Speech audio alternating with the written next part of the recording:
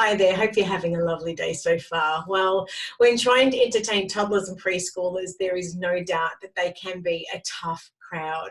But during home isolation, there are lots of challenges and they are only magnified as we're unable to take them outdoors to burn off all of their energy in their usual activities and daily activities like daycare, kinder, preschool, play centres, the park, the playground, the library, play dates, well, the list can just go on and on and on.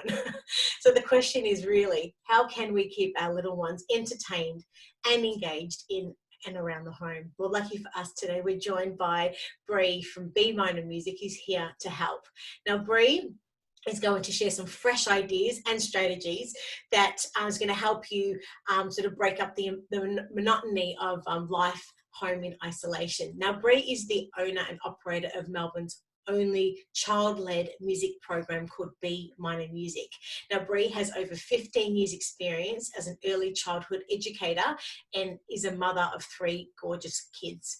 Now, Bree has also published her own nonsense song book called, get ready for it, The Dibble Dabble Ding Dang Bonkers Song. I hope I said it right. And she also produces her own music for children, which is played on the likes of Little Rockers Radio, who Kittypedia is also partnered with, and Kinderlink Radio, and is available on iTunes and all good online music stores. Thank you so much for joining us today, Bree. How are you? My pleasure. So good to be here. I'm well, thank you. How are you? Really good, really good. And as we were just saying before, I just would love to be able to hug you, but at the moment it's just a virtual hug through the likes of virtual high five. So now parents, all around Australia are just really starting to appreciate the work of our early years educators and, all of the incredible work that they do. Now, you worked in the early years sector for many years. I'd love to get your thoughts on this new sense of appreciation that parents do have for our early years educators. I think some people knew how much early childhood educators did in their jobs, but keeping their children at home now and trying to come up with new activities and ideas and everything to make sure that their children are developing, parents found out how hard the job really is. So I'm hoping that they'll get a little bit more credit, especially from the government, now that, their role has been so important, especially during isolation. Yeah. And it's the same with all of our nurses and frontline staff as well. I think everybody has a completely new sense of appreciation for the incredible work that they do. And I guess where primary school and secondary school age children are currently being homeschooled at the moment, it's not much different with parents of preschoolers, but if anything, parents with school-age children may be receiving a little more support as classes are quite structured and supported by technology from that perspective, and also through the teacher's support. Now, you're a busy mum of 3 gorgeous kids who that I absolutely adore, and 2 of them are in primary school. So I wanted to get your thoughts on this at the moment, the fact that the preschool children are possibly not receiving as much support from the childcare centres, kindergarten, preschool, as much as primary aged and secondary aged children. What are your thoughts? I think from some of the centres that I've spoken to and kindergartens that I've spoken to, they're slowly, as the weeks roll on, are starting to realise that a lot of their families aren't able to make the program for various reasons, and some are sending out experiences. I know, for example, if I'm doing a music session, some of the families will be given a link to that session at home so that they can still join in. But it's not a daily thing. So with school, most schools are doing their daily activities. Some schools are doing online classes where they're face-to-face with the teachers. Whereas at kindy, you really don't have the ability to do that because you've still got children in your care who are more needy than, the children that go to primary school. So it's a really hard one for them. Yeah. It's been said that parents are not meant to replace the teachers at this time, rather support their children and their teachers whilst the distant learning is being facilitated, and homeschooling is in place. So in saying this, there are many early childhood teaching philosophies and techniques, one in particular which is very well known called the Reggio Emilia philosophy and technique, that this particular one prioritizes play-based hands-on learning over a prescribed curriculum per se, with the likes of Montessori and different sort of teaching techniques. So in saying that, for any parent that is concerned about their child's early education, this particular technique is something that all parents can easily facilitate and manage from home, given that it's play-based. So provided your experience in this sector for so many years, can you explain a little bit more about this, just to put some parents at ease? Sure. So research shows that under the age of 7, play-based is the most important way to learn. So basically just getting activities for your children and allowing them to learn through play. And that can be anything. So, you know, you can have a bunch of pencils, for example, and ask a child to sort them into different piles, you know, by their colour. And then you can count how many pencils are in each pile. Now, to somebody you might think, well, you know, that's fairly simple, but in that you're learning about your colours, you're learning language, you're learning numeracy, fine motor skills from picking up the pencils. So you can do play-based experiences and develop in most areas just within one activity. Yes, and play-based can sort of go across, as you just mentioned, from numeracy, from maths, from colours, but also through art activities and music, which of course, you know, you're an expert in as well. What are your thoughts on that? Yeah, exactly. And you know, just little things like, say, for example, I've got the bells behind me. You could do an experience where, you know, there's 8 bells in an octave, and you can count them up and down, and you know, sing some songs and things like that. And through that, you're actually using your left and your right side of your brain at the same time. So, but to a child, they're just dinging bells and singing songs. So they're not even aware that they're learning, which is the most beautiful thing. Yes. Well, I mean, in saying this, how can parents of preschool age children help encourage play-based activities at home to help with their children to explore, to experiment, to discover and solve problems in imaginative and playful ways? Yeah. So one of my most favorite experiences to do is to fill a container with water and then pop some toys inside, and then you pop it in the freezer, and then once it's frozen, you give the child the container and you ask them to take the toys out. And this experience can take sometimes hours. I know with my children, sometimes they'll start on it and then they'll pop it back in the freezer, and then they'll bring it out another time, and this can continue for days. And it's a great science experiment because, you know, you've got to think, okay, what can I do to make this process go quicker? So they might put their warm hands on the ice to make it melt. They might take it into the yard and get the sun to shine on it to melt.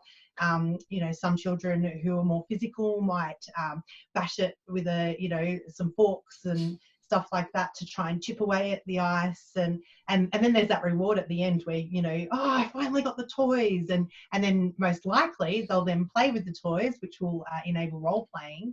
So, you know, this can be like an activity that goes on for hours, which I absolutely love. Good old Play-Doh. You know, Play-Doh goes back to the end of time in childcare. It's one of the staple experiences in rooms from babies through to preschool. Most people have the ingredients around your house. I'll pop up a link for the rest of my favourite recipe.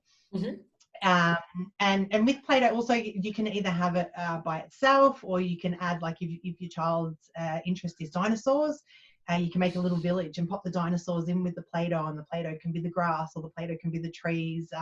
You know, you can pop farm animals in. You know, I personally like to make Play-Doh just white, so not adding any colour at all.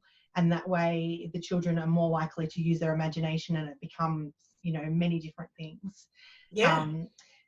Other things, make your own paint. Same thing, with just simple corn flour and water and dye. You can make your own paint, and you can make, you know, your own puff paint as well. So things like that are great experiences. And I don't know whether you've heard about the Rainbow Trail. Have you heard about the Rainbow Trail? No. Okay, so there's a Facebook page called the Rainbow Trail that was started during isolation, and it's basically encouraging people to make rainbows, to make other people happy. So it started with some drawing on the sidewalk with chalk, which my children did, and I think we spent about 5 hours just sitting down on the street drawing.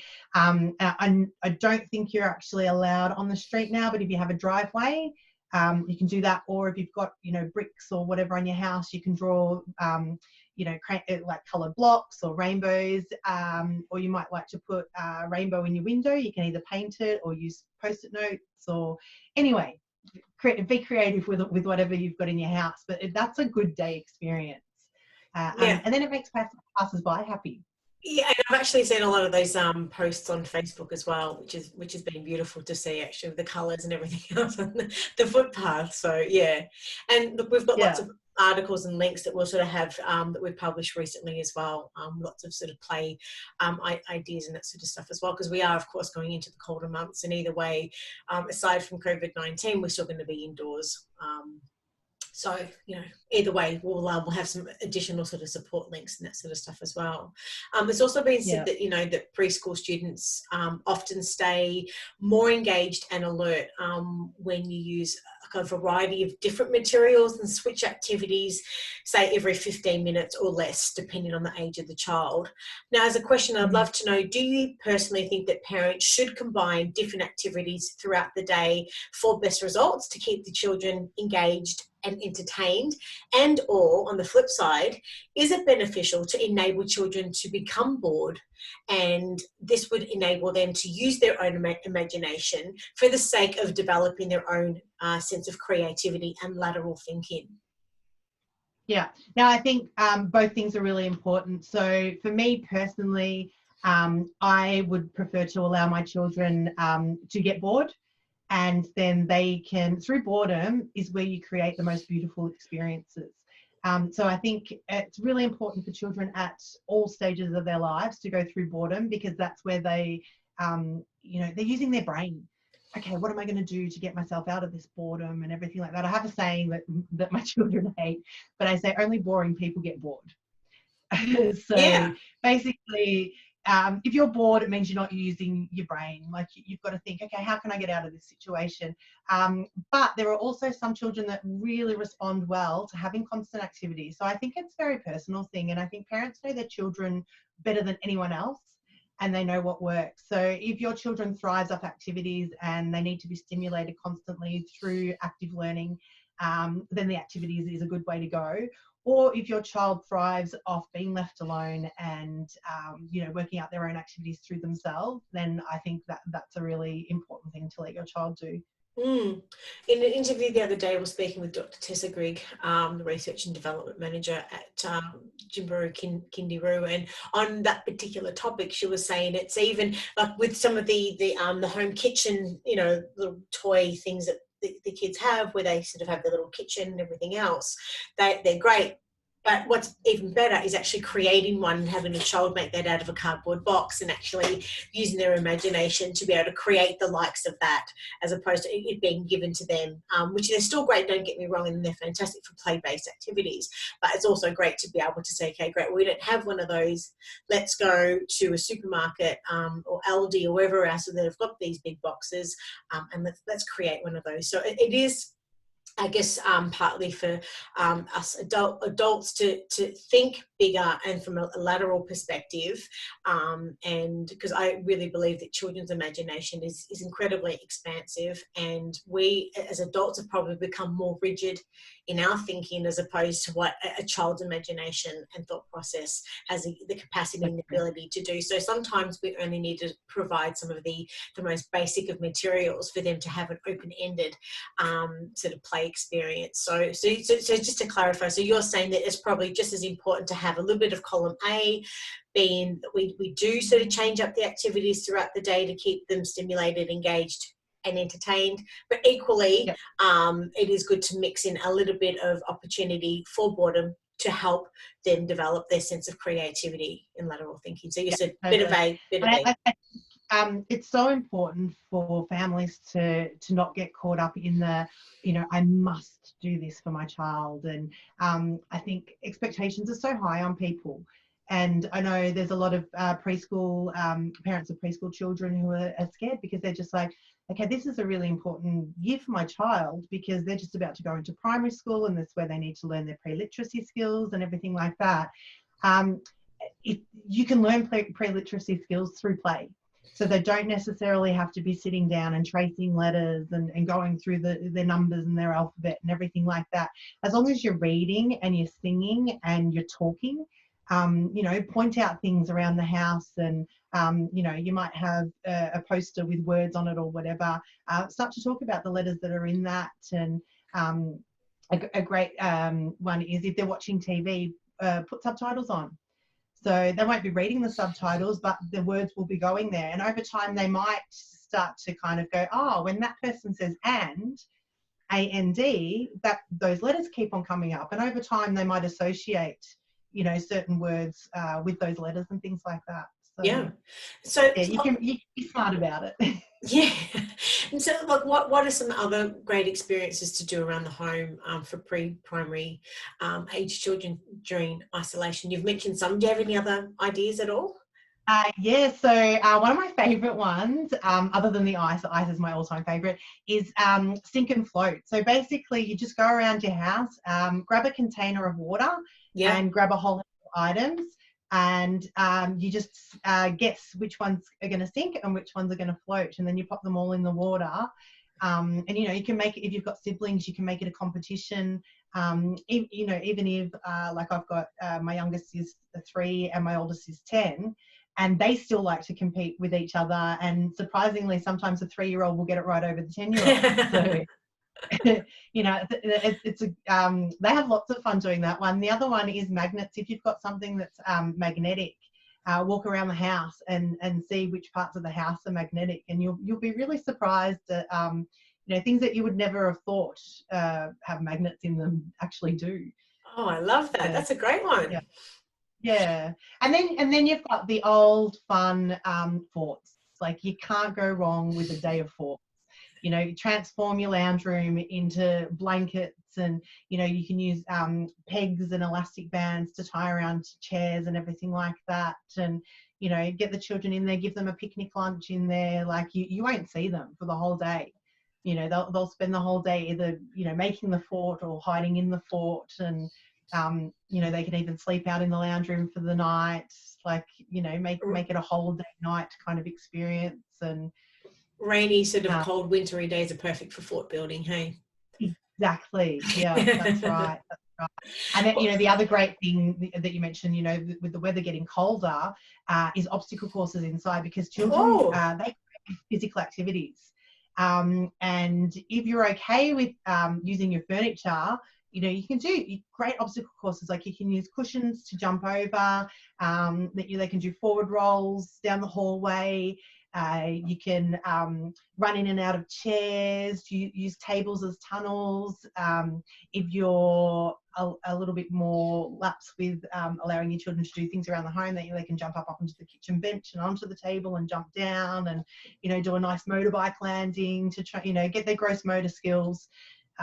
It's really important at this stage for children. I know with my children, if they've been sitting for too long, I'll be like, all right, quick, 20 jumping jacks each, and they'll just quickly get up and do 20 jumping jacks. And by the time they've finished those, then they're just like, oh, I'm up and doing stuff. And then they'll go off and do something physical, because they're now up and there's a little bit of adrenaline pumping through their body. Yeah. And on the flip side of that, what about online experiences? Would you be recommending this sort of stuff during this time? And in your view, how can parents take advantage of technology sort of during home isolation? Yeah, there are so many things online right now. I think that the world's embraced being online, and the beauty of being online now is that you can access things from overseas that you were never able to access, or in state, for example. So there might be a program that's been running in Queensland that you've always wanted to do, but you live in Melbourne, and now you can access those programs. But in particular, like, my all-time favourite is Pevin and Sarah. So I'm not sure if you've heard of them before, but they're teachers. They're two teachers who are also children's performers, and they've got a website called the Cub Club. And in the Cub Club, they have like perfect for preschool and early primary years. They do the alphabet jam. They do things about phonics, about counting. And so it's all learning literacy and numeracy skills through songs. And they also do amazing songs about manners, about self-worth. Oh, I love that. About, feelings and things like that. So like they just get everything right. Like I cannot recommend them enough. All right, well, let's see if we can get a link to the Cub Club as well. Yes, I will definitely pop them in, and they're also on YouTube as well. And within the Cub Club, they have worksheets and everything like that that go along with their. Wow, cool. Stuff like that. So you could pretty much do a whole day's lesson plan just on Pevin and Sarah alone. But other things are, so there's a children's couch time that's going on. They've just released the first one, which has 11 Australian children's performers. And they've all put their own performances from within their house into I love that. A new one will be coming out, I think, next week. So they're doing couch time too, and that includes people like the Micmacs, Vegetable Plot, Livy Kids Music. I'm in there. Emily, it's hosted by Emily who's just the most adorable children's performance. What? And there's so many more that I can't think of right now. But I've got written down because there's so many cool people. The Tiptoe Giants. Tiptoe Giants have got a great song about coughing and sneezing into your elbow. Livy Kids Music also has like a really cool hand washing song. The Micmacs have done a hand washing song. I think the Tiny Stevies might have done one as well. So there's lots of children's performers that have brought out all of these songs that are relevant to the now, like what we're going through. And I think it's really important for children to watch that. And Play School has also done an amazing episode about coronavirus. Which even one of my children referenced this morning about, washing your hands and having the germs on your hands and everything. And we were just like, oh, where did you learn that? And he said, through Play School. So, there's so many. And Debbie Doo, if you haven't heard of Debbie Doo, she's got a YouTube channel. She does lots of movement shows. So basically it's encouraging the family to get up and dance. She uses a lot of the old classics and some of her new stuff. And so it's like that perfect mix and just great to get the kids up and moving. Yeah.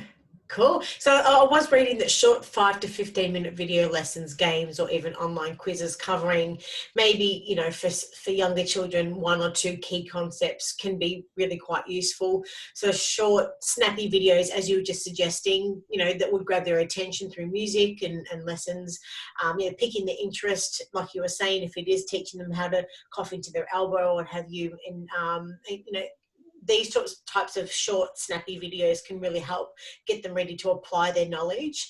So that's really great. And thank you for sharing those links. And we'll have those links in the introduction paragraph as well. But as you just mentioned just earlier on, that movement is so beneficial, which we know as well in so many ways. And unsurprisingly, movement is great for learning. And I've read, and there's a lot of research that supports this, that sort of shows that students learn better when they allowed and even encouraged to move around the classroom. And I know in a lot of your programs that you do for B Minor, I mean, that's, I guess, the basis of what you're doing as well, I'm guessing. So, like, what are your thoughts on encouraging physical activity during the day, basically as a great way to mix up things and keep, your children home and motivated? Yeah, I think movement is so important for learning, and that's why we have when the children are at school, they have recess and they have lunch, so they can get out and get all of that energy out of their body. There's some great products that are created for children who need to move. So while they're sitting at the table, there's wobble stools or elastic bands that you pop around the legs of chairs so children can constantly move their legs, or fidget toys. Fidget spinners were quite popular a while back, but they're not only popular, but they're great for children who need to actually fidget if they've been sitting for too long. If not, the children need to get up. They need to be upside down. They need to spin. So it's really important, I know sometimes people will get frustrated that their children are, will watch television upside down on the couch, or, they'll constantly be doing handstands and stuff. If a child's doing that, their body's craving that movement, and they need to actually do that in order for them to take in the schoolwork or take in the experience that you want them to learn. So, yeah, I think, getting children up and moving is really important. And as you said, for younger children, 15 minutes, definitely, half an hour at the most. I know in childcare there used to be a saying that you double the child's age, and that's how long they should have an attention span for. So if a child's 1, they actually should only have a 2-minute attention span. Now, I know from my personal experience that if a child's engaged, that they'll engage for 40 minutes or longer. But ideally, 15, 20 minutes, half an hour tops is what you'd want a child to be actually sitting down and concentrating. And if you can see if they're struggling, don't push them. They're obviously, and that, like, sometimes you might see a child in an experience and they're looking away or they're running around. That's fine, because they're actually taking what they can in through. Sometimes children need to run away in order to be able to take in the information that you're trying to tell them. Okay, and what's the best way, I guess, for the family as a whole as well to use the opportunity of movement and staying physically, mentally healthy during isolation? I think one of the most beautiful things right now is to get out and go for a walk, like, weather permitting, unless it's unsafe, even if it's raining and it's cold, rug up warm, get out. There's so many beautiful things going on in the world right now. The air's clearer, it's cleaner because there's less people on the road and less factories operating and stuff like that. And if you've been stuck inside, just going outside, for an hour every day, you're getting your vitamin D. Your gross motor skills through walking, and just it's mentally uplifting. Yes. You see beautiful things when you're outside. So that's probably the most important thing. Ride your bikes, your scooters, yoga and Pilates are a really good one. There's a lot of online children's yoga programs. They use animals to do the poses, the yoga poses and stuff like that.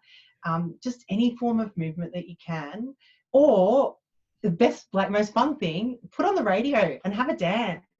Make a playlist on YouTube and start the day with a YouTube playlist, and that'll get everybody's endorphins all pumping, and it'll just start the day really nice.